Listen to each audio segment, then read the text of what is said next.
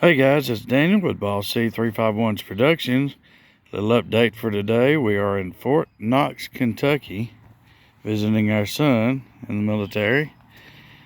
Drove the King Ranch up here with the brand new engine. Got about 1,353 miles on it. About 450 miles of it is break-in.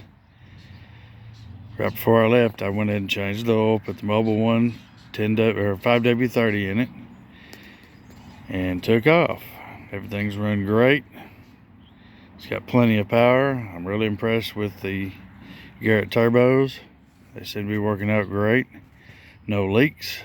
Only thing I've got a O2 sensor I thought was fouled, and on the way up here the light went out, but once I unhooked the trailer the light came back on, just normal driving. So I've got my trailer up here. Nice little spot up here in Kentucky we've got for a week.